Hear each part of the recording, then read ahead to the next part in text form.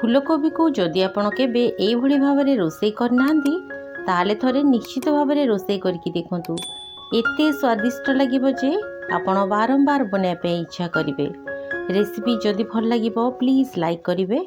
नमस्कार, आपण को काकुलिस कोसिना को बहुत बहुत स्वागत। तेबे चलंतु स्टार्ट करिबा रेसिपी। तो देखंतु दर्शक बंधु, फूलकोबी रो ए रेसिपीटी को तैयारी करिया पई एठी मु दुईटी मीडियम साइज रो फूलकोबी नेछि। फूलकोबी को एभलिया छोट छोट पीस रे काटि नेछि। आउ ता सहित गोटे बड़ साइज रो आलू को मध्य एभलिया लंबा लंबा स्लाइस रे काटिकी नै जाइछि। एबे हमें फूलकोबी और आलू को भल भाबरे धोइकी सेतिरे लूण, हळदी और लंका गुंड बढ़िया भाबरे गोळे दबा। भल भाबरे गोळेकी याकू साइड रे रखि दबा। आउ चलंतु हमें नेक्स्ट प्रिपरेशन करबा। एठी देखंतु दर्शक बंधु, गोटे छोट ब्लेंडिंग जार रे मु किछि अदा नेछि आ ता सहित 12 रु 15 कोला रसुण नेछि। आउ ता सहित दुईटी मीडियम साइज रो कट्टा पियाज नै जाइछि। एबे हमें ए मसलाटी को ग्राइंड कर दबा। तेबे मन रखिबे याकू दरदरा करके ग्राइंड करिवे, जम्मा भी चिकन करिवेनी। मसला रे मु जम्मा पानी न देकी याकू दरदरा करके ग्राइंड कर देइछि।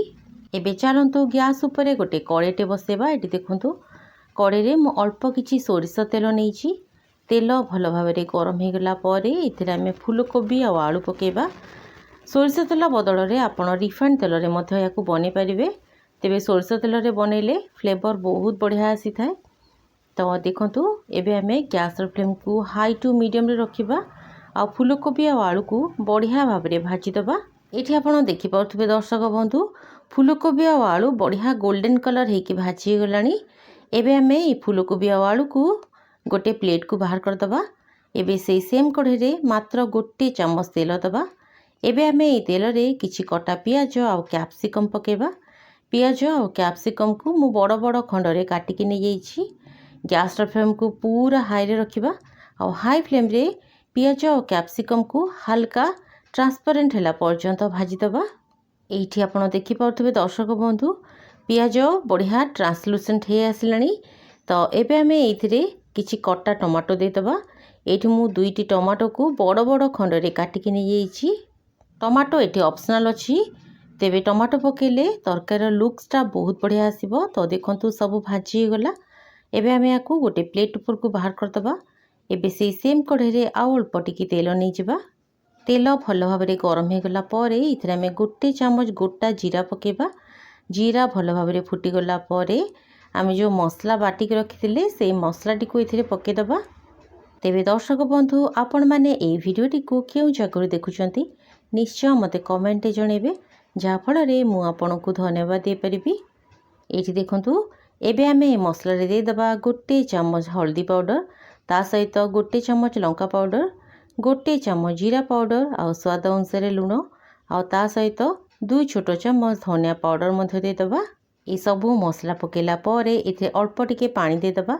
जेहेतु एटा सब सुखिला मसला अछि, मसला भल भाबरे कसी हेबनी, मसला पोड़ी जिवो। तो एथिरे अल्प पानी देकी आमे गैस फ्लेम को मीडियम रे रखिकी मसला को भल भाबरे कसी दबा। एठी देखंतु दर्शक बंधु, मसला रु तेल छाड़ी आसिलानी। बढ़िया भाबरे मसला कसी गला परे एथिरे आमे किछि कट्टा टमाटो पकेबा। एठी मु दुईटी मीडियम साइज रो टमाटो नेछि। टमाटो को छोट छोट करी काटिकी नै जाइछि। तो देखंतु टमाटो भल भाबरे सिझिबा पई याकू किछि समय पई आमे घोड़े की छाड़ दबा, जा फल रे टमाटो बढ़िया भाबरे सॉफ्ट हे जिवो। तो देखंतु पाखापाखि 2-3 मिनिट मु आकू घोड़े की छाड़ देइथिली। टमाटो बढ़िया भाबरे सॉफ्ट हे कि मसला सहित मिसी गला परे एथिरे आमे किछि काजूर पेस्ट पकेबा। 10 रु 12टा काजू को मु ग्राइंड कर देइथिली। आपण काजू बदल रे चारमगज किंबा राशि मध्य नै परिबे। तो देखंतु एबे हमें एथिरे अल्प टिके पानी देकी ए काजूर पेस्ट को मसला सहित भल भाबरे कसी दबा। तेबे दर्शक बंधु, जदि आपण मो चैनल रे नुआ अछंती आ ए पर्यंत चैनल टी को सब्सक्राइब करनांती ताले प्लीज चैनल टी को सब्सक्राइब करबा सहित पाखरे थिबा बेल बटन टी को प्रेस करिवे, जा फल रे मु अपलोड करथुबा सब वीडियो रो नोटिफिकेशन आपण सर्व प्रथमे पाइबे। काजू कसी की मसला रु जेते बेले पूरा तेल सेपरेट हे जिवो सेते बेले जे आमे एथिरे भजा हेतिबा फूलकोबी और आलू को पकेबा। मसला को भल भाबरे कसिबे, तापरे जे फूलकोबी और आलू पकेबे, नहले टेस्ट भल लागिबोनी। तो देखंतु ए सब को आमे भल भाबरे मिक्स कर दबा। तापर ये अल्प टिके पानी देदेबा आ कोबी आलू को मसला सहित पाखापाखि 5 मिनिट भल भाव में कषिदबा जहाँफल तरकारी टेस्ट बहुत बढ़िया आसब। मन रखिए जेकोसी तरकारी आपण बनाऊँच मसला को भल भाव में कषंतु। तो देखंतु दर्शक बंधु ए सब को मु पाखापाखि 5 मिनिट धरी भल भाव में कषि देइछि। तो एबे आमे इथिरे दरकार मुताबक पानी दबा। आमे ए तरकारी रे बेसी झोल रखिबानी, टिके जुकजुकिया रखिबा। तो सेइथिबे मु इथिरे बेसी पानी देनी, जस्ट फूलकोबी आलू हल्का बुड़ीला परिका मु इथिरे पानी देइछि। एठी आपण देखिकी जानि पाउथबे। तो देखंतु एबे आमे इथिरे बढ़िया बासना आनिया पई किछि कसुरी मेथी आ हल्का मिठालिया टेस्ट आनिया पई गोटे छोट चामच चीनी देइछि। चीनी ऑप्शनल अछि, जदि आपनको पसंद नुह ताहले आपण स्किप मध्य कर जे परिबे। तो देखंतु एबे आमे याकू कवर कर दबा आ गैस रो फ्लेम को पूरा लो रे रखिकी याकू 10 मिनिट पई छाड़ दबा। 10 मिनिट भितरे फूलकोबी आलू बढ़िया भाव में सिझी जिवो। तो देखंतु दर्शक बंधु पाखापाखि 10 मिनिट पर मु कवर खोलली। ग्रेवीर कंसिस्टेंसी आपण देखिकी जानि पाउथबे। फूलकोबी आ आलू मध्य बहुत बढ़िया भाव में सिझी। तो एबे आमे इथिरे भाजी रखिथिबा पियाज कैप्सिकम आ टमाटो पकेबा आ ता सहित गोटे चामच किचन किंग रो मसला पकेबा आ ता सहित बढ़िया फ्लेवर आनिया पई किछि कट्टा धनिया पत्र पकेदबा। ए सबु पकेला परे आमे गैस रो फ्लेम को पूरा लो रे रखिबा आ ए सबु को भल भाव में गोळे दबा। तो देखंतु सबु को भल भाव में गोळे देली। एबे आमे गैस रो फ्लेम को पूरा लो रे रखिकी एको पाखापाखि 2 रु 3 मिनिट पई छाड़ दबा। तापरे गैस फ्लेम को आपण बंद करके याकू रुटी परोटा पूरी भात सबुथिरे सर्व करंतु। बहुत बढ़िया लागिबो।